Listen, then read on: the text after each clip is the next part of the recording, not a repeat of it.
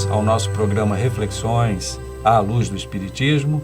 Nós estamos novamente aqui com a doutora Luciane Frazão, dando continuidade ao tema sobre os autismos e como atender a essa necessidade dos nossos seres humanos, que somos todos nós, na atualidade que estamos vivendo. Hoje nós temos o prazer novamente de estar aqui com a doutora Luciane e vamos atender os aspectos agora complementares, falando da educação inclusiva e das perspectivas para a vida adulta dessas nossas crianças, seres humanos, pessoas, sujeitos, que somos todos nós, né, envolvidos nesse processo. Luciane, seja muito bem-vinda e fique à vontade para estar em contato com os nossos queridos. Obrigada, Paulo. Obrigada mais uma vez pela oportunidade de estarmos aqui. No nosso último encontro, nós chegamos a falar um pouquinho sobre a questão de direitos, né? Verdade. Então, acho importante a gente começar a nossa fala hoje, né, trazendo esse assunto, porque é importante a gente salientar que todas as pessoas, todos os sujeitos, né, são sujeitos de direitos. Perfeito. Então, a garantia de direitos às pessoas autistas, né, é uma garantia de direitos a qualquer ser humano. Direito à família, direito à habitação, direito ao trabalho, direito à educação, direito à saúde. E aí, cada um desses direitos traz para a gente, por exemplo, a possibilidade de pensarmos em como que essa garantia de direitos acontece em cada uma dessa área. Né? Nós falamos em algum momento sobre estimulação precoce, né? Sobre diagnóstico, sobre identificação de sinais. Então, essas temáticas, por exemplo, elas estão muito envolvidas com a questão da saúde da família, por exemplo. Um direito desse sujeito perpassa quando a família tem a garantia de direitos de ter acesso às informações dentro do serviço de saúde e ela ser, então, acolhida dentro do sistema de saúde para ter acesso aos profissionais que possam orientá-la da melhor maneira possível e, posteriormente, a fazer o tratamento digno que esse sujeito, né, tem direito. A gente vai ficar assim meio que repetitivo essa questão dos direitos. Mas é um aproveitamento da própria essência da vida em sociedade. Igualdade, facilidade de tratarmos seres com necessidades diferentes de maneira igual, de maneira oportuna e correta, né? Exatamente. É a vivência moderna da nossa condição. Exatamente. Graças a Deus. Então, assim, quando nós olhamos para a legislação, nós então nos deparamos em alguns momentos com alguns decretos, com algumas leis que estão ali para legitimar esses direitos.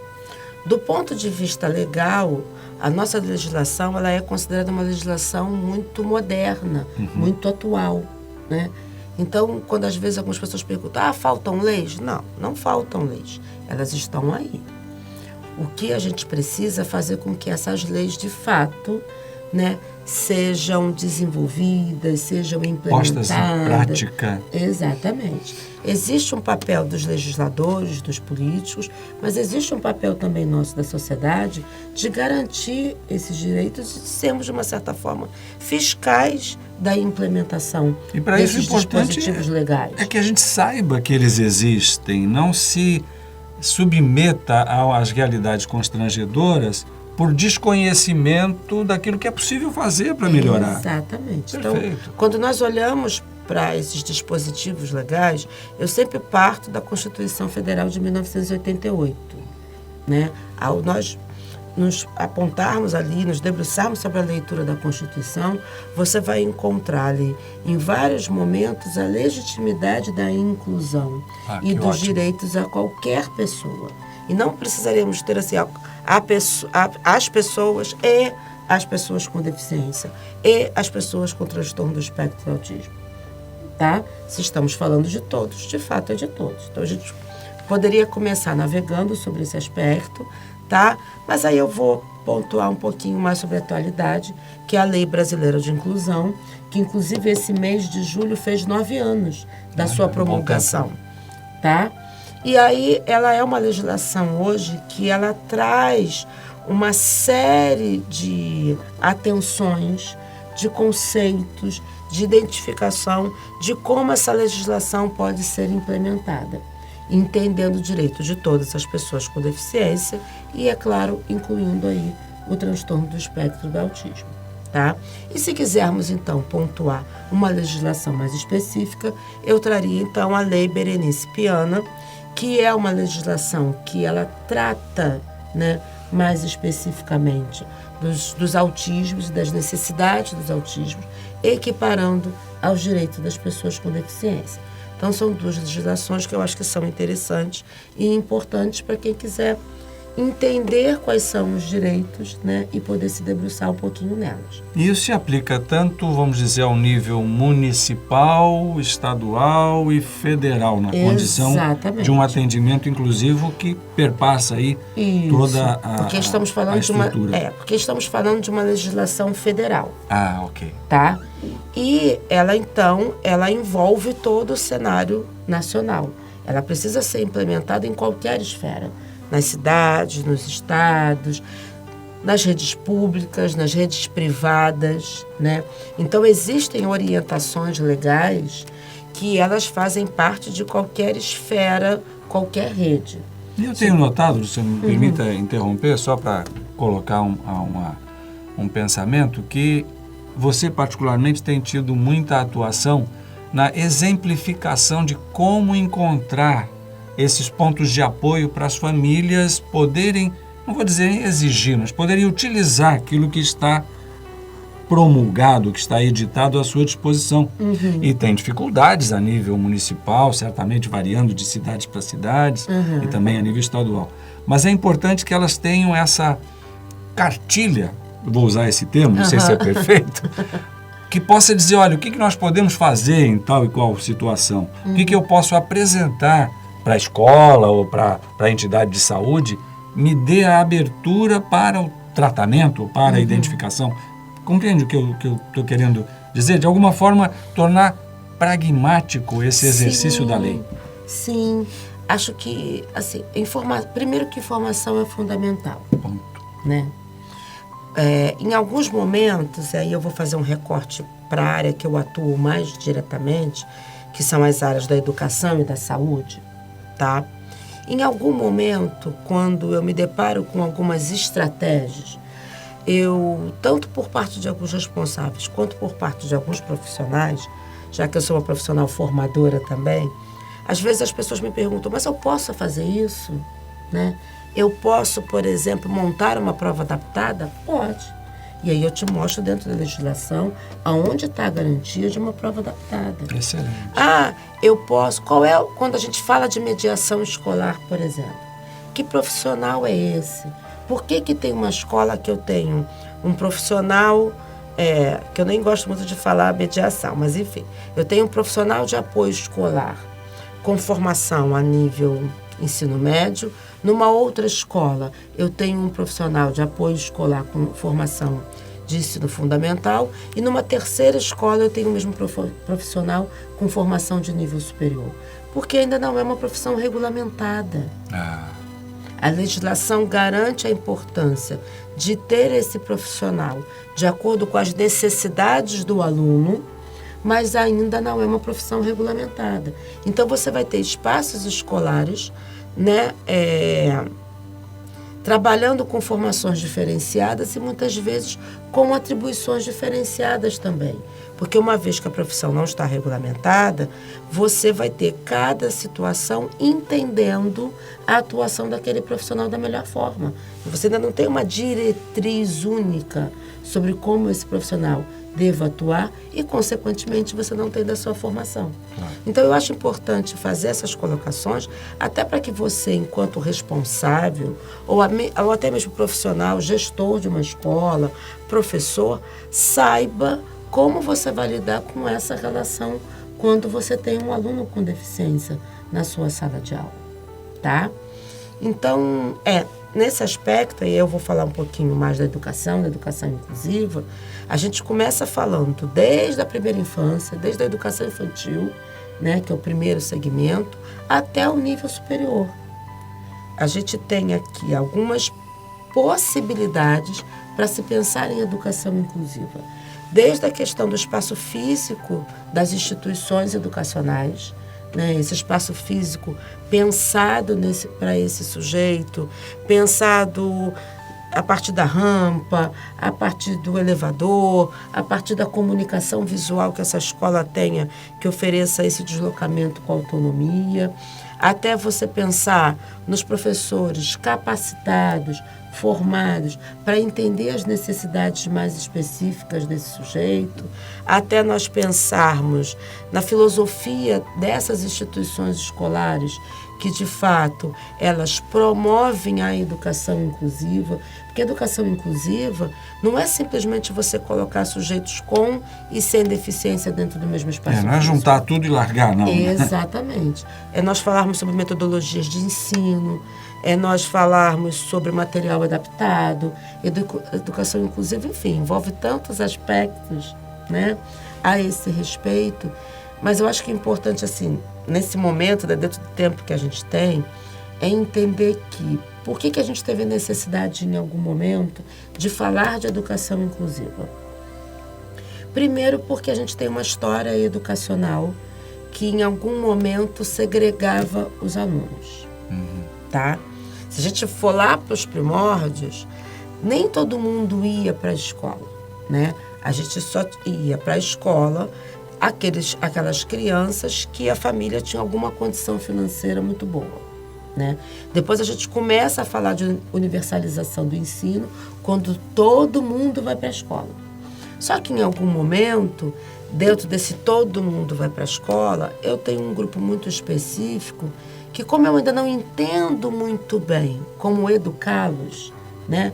Então vai todo mundo para uma escola X, a chamada escola comum, escola regular, e tem um grupo que foi para as escolas especiais, porque se entendia que a educação deles tinha que ser tão diferenciada, né, que eles precisavam de um outro espaço escolar. Então a gente tem garantias de educação, só que uns dentro da escola regular e outros dentro das chamadas escolas especiais e outros dispositivos especializados, como classes especiais, enfim. Mas a gente está falando aí de uma segregação. Nesse momento, a gente tem a chamada educação especial, que foi se constituindo em paralelo com a educação chamada regular, com a educação comum.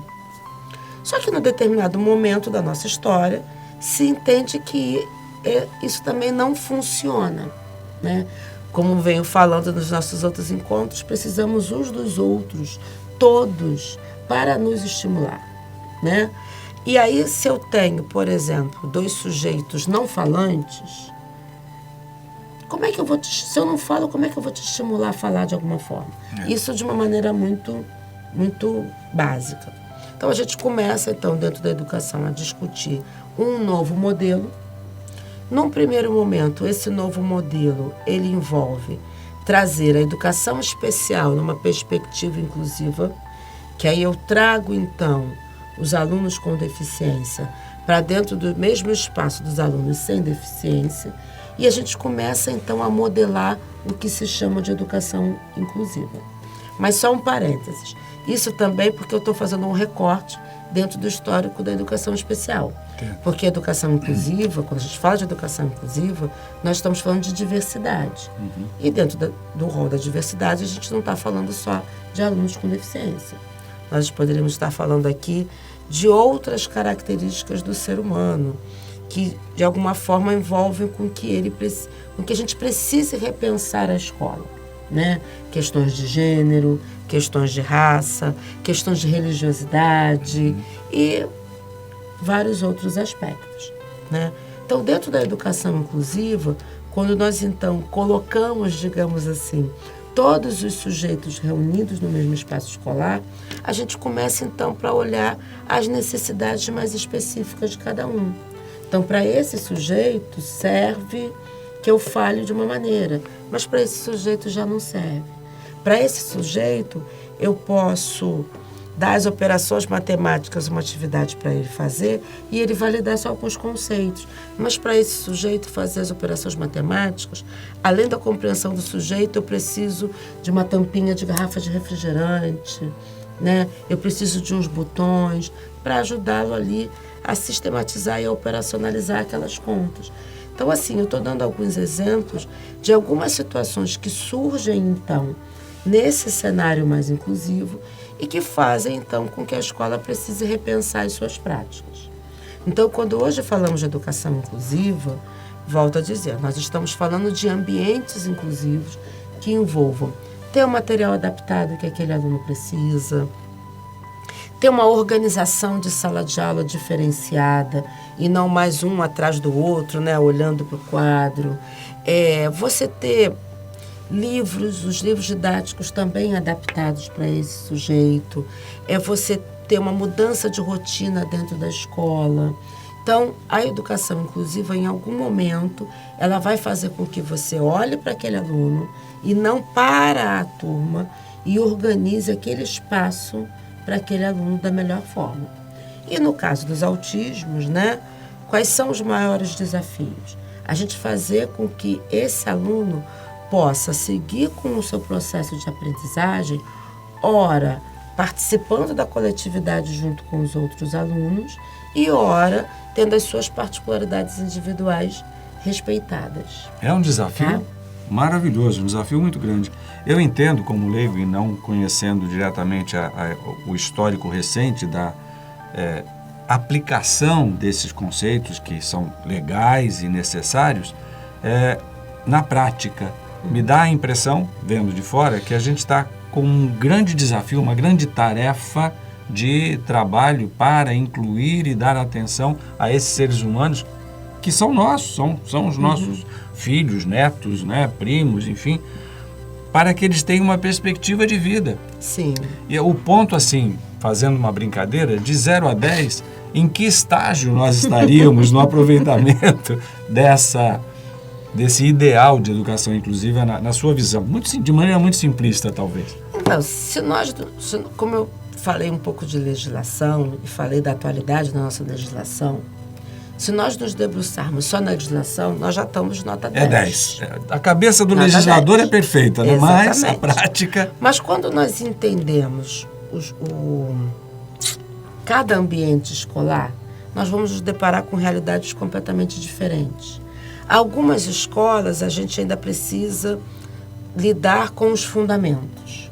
Outras escolas a gente já consegue lidar com as práticas, né? Tem escolas, por exemplo, que me convidam já para desenvolver material, porque eles já montaram, por exemplo, o plano educacional individualizado. Que beleza. Que é um instrumento hoje, é um plano de ação para você trabalhar com o sujeito com deficiência, tá? Agora, algumas escolas ainda não chegaram nesse patamar, porque ainda precisam entender os próprios fundamentos da diversidade da relação humana, né? Como é que eu posso falar de respeito com o outro se não existe uma relação respeitosa nem entre os professores? Vamos à base, então, assim, né, aí nesse sentido, eu vou ser sincera, Paula, eu vou ter muita dificuldade de mensurar. Porque as histórias, as realidades são muito tão variáveis, diferentes. Tão diversas aí. Muito diferentes. Então tá bem, eu retiro a colocação. Não precisa qualificar. Mas o que eu gosto, às vezes, de dialogar com alguns colegas? Enquanto profissional, nós também precisamos trabalhar a nossa diversidade. Porque se eu, então, né, pegando um pouco das minhas atividades, se eu, então, lido com várias escolas diferentes, com vários sujeitos diferentes, eu preciso ter planos de ações diferentes. Eu não posso ter o mesmo modelo. Por isso que eu tenho muita dificuldade mesmo de lidar com rótulos, né? Às vezes eu escuto assim, algumas pessoas perguntam assim para mim, Lu, então para o autista o melhor é o método tal, que eu não vou aqui sinalizar para não ser antiética. Aí eu sempre pergunto, mas quem é o sujeito? Não, Lu, estou falando para autista. Eu falei, não vou fazer isso. Não é assim. Não pode generalizar e achar que carimbou, está feito. Então, às vezes, eu vou ter um sujeito que ele vai se dar bem com o método X. Mas eu vou ter um outro sujeito que vai ser melhor para ele o método Y. E aí o profissional que trabalha com ele vai precisar, assim, das duas uma. Ou ele vai precisar ter um leque amplo de metodologias, ou ele vai precisar ser humilde o suficiente para dizer, olha, eu só sei trabalhar com essa metodologia e essa metodologia para o seu filho, para a sua filha, não vai atender. Mas tem um outro profissional que trabalha com uma outra metodologia, com uma outra técnica, que vai atender melhor o seu filho. E assim, todos sairão felizes. Felizes do ponto, eu digo, atendidos nas suas necessidades, né? Não acredito num profissional que possa ser bengala o resto da vida, né, no sentido pejorativo, né, que a bengala é um recurso de tecnologia assistiva importante para determinadas pessoas, para algumas pessoas, mas bengala no sentido pejorativo de que ele nunca consiga se desvencilhar daquele Perfeito. profissional, porque vai estar ali o resto da vida, porque ele não... O sujeito tem que se tornar autônomo. Isso E aí nos você leva ao começa- aspecto da perspectiva Da própria para a vida do adulta, sujeito, né? né? Da pessoa. E aí, em algum momento, quando eu vou ao longo da caminhada, né, acompanhando aquele sujeito, acompanhando o seu processo de escolarização, né, ele aprendeu a ler, ele aprendeu a escrever, pode ser que você tenha sujeitos que de fato não aprendam. Porque a gente ainda lida com um código alfabético que é complexo. A nossa língua portuguesa, ela é complexa, né? E aí você pode... Mas assim, não será por isso que ele não vai ser capaz, por exemplo, de ser inserido no mercado de trabalho. Se tornar produtivo. E de aprender outros conhecimentos, desenvolver outros conhecimentos. E aí, quais são as estratégias que o profissional monta para que a lacuna, digamos assim, do processo de alfabetização não seja um prejuízo para a vida dele futura, né? Exige uma atenção, então, no contexto da pessoa, sujeito, como você diz bem, completo.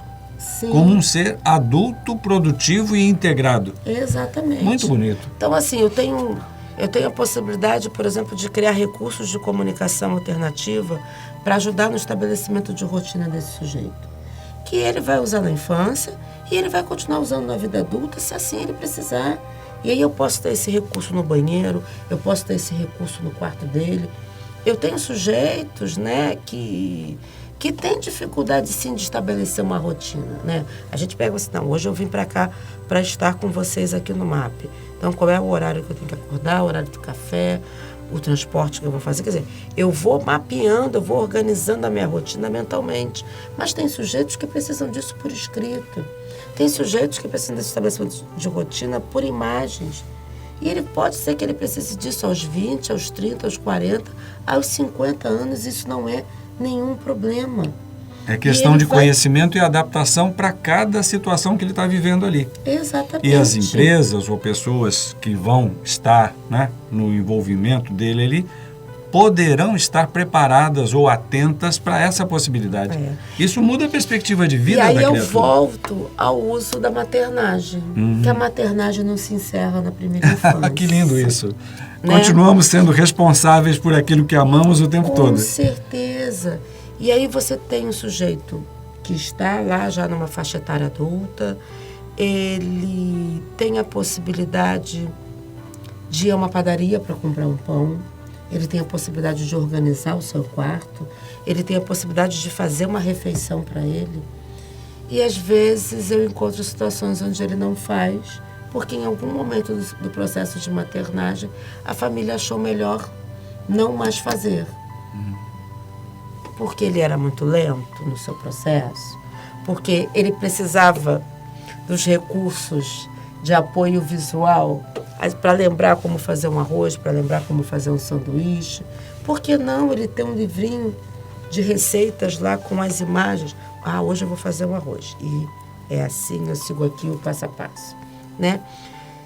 Porque isso, inclusive, é o que ele vai levar para outras esferas, para as suas relações. Se ele for fazer uma faculdade, para as suas relações, se ele for fazer uma atividade física, e quando ele estiver no trabalho. E isso é fundamental. A gente precisa entender que existe um processo nosso que envolve a reversibilidade, agora eu vou falar um pouquinho, né, como terapeuta, e a flexibilidade cognitiva. Alguns processos mentais, né, cognitivos que eu utilizo na minha casa para organizar o espaço físico da minha casa, eu vou organizar dentro do meu espaço de trabalho. Eu vou utilizar esses processos para organizar Então, meu o espaço treino de e a trabalho. aceitação e preparação vai ajudar para que ele também possa... Eles são constantes o tempo todo. Maravilha. Quando eu arrumo um guarda-roupa e eu tenho espaço para as camisas, para as roupas íntimas, para o sapato, para os meus lenços, para as minhas bijuterias, aquilo é um ensaio lógico-matemático impressionante. Só que às vezes a gente faz tão mecanicamente que a gente não lida o quanto que eu preciso. Naquela organização eu estou usando seriação, eu estou usando classificação, eu estou usando operações matemáticas o tempo todo. Eu estou dimensionando a quantidade de roupa que cabe numa gaveta. E eu também me utilizo isso no meu cotidiano de trabalho. Quando eu tenho uma mesa, quando eu tenho tarefas. A quantidade de tarefas que o meu chefe me dá cabe na minha carga horária de trabalho. Eu sei dizer para o meu chefe, por exemplo, que eu não consegui fazer aquilo direito, porque eu não consegui organizar aquela quantidade de tarefas dentro daquilo que eu tinha para fazer. Então, são situações que elas envolvem o nosso cotidiano o tempo todo.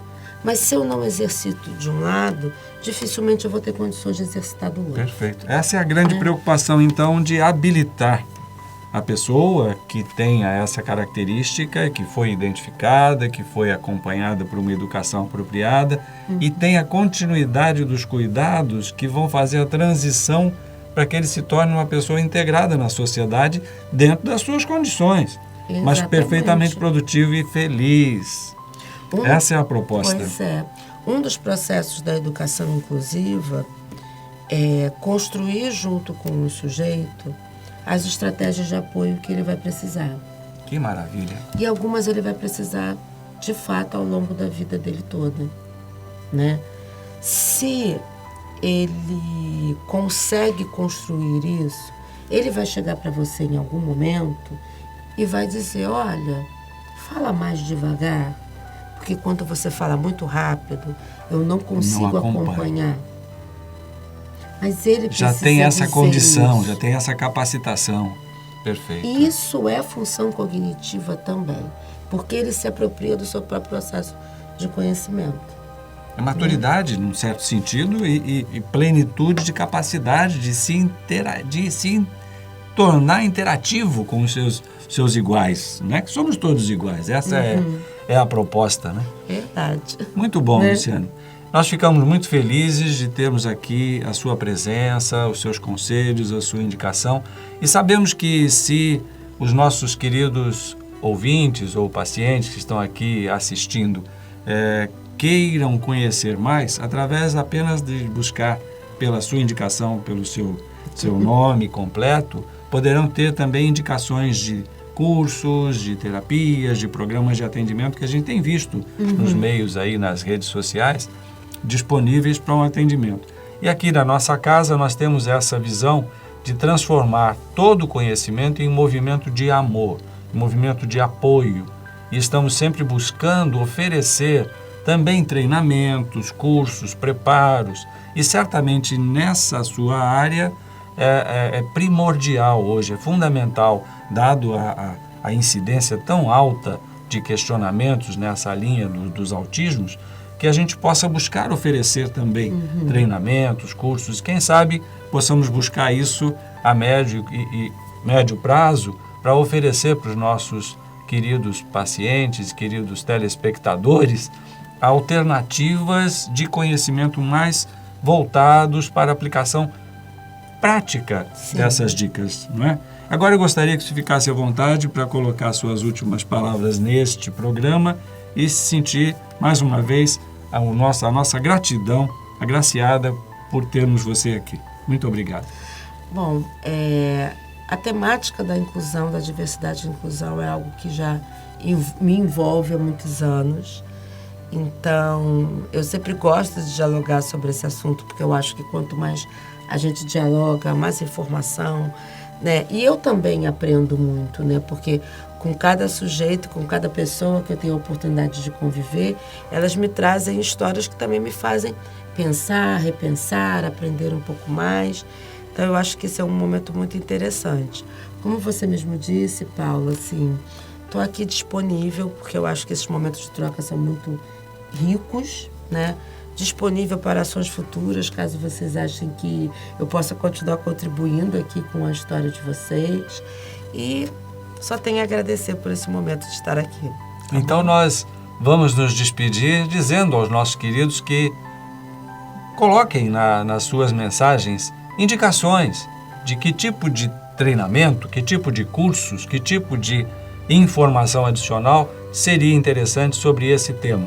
Porque nós sabemos que os casos particulares se tornam assim fundamentais. Eu, pessoalmente, tenho um neto autista e tenho um neto da minha companheira que também tem a indicação de autismo. Isso é importante, que a gente se sinta apoiado para compreender, abrir o nosso coração para atender a essas necessidades das pessoas que nós amamos. Esse é o papel de quem atua numa sociedade aberta, cristã, aberta para o entendimento igualitário e próprio da vida espiritual que nós aqui, no nosso movimento, sempre procuramos conhecer e desenvolver. Então, agradecemos muito, muito a presença da nossa querida doutora Luciane e aos nossos pacientes, ouvintes, muito obrigado pelo atendimento. E mais uma vez nos despedimos com paz e bem, paz e luz, paz, muita paz.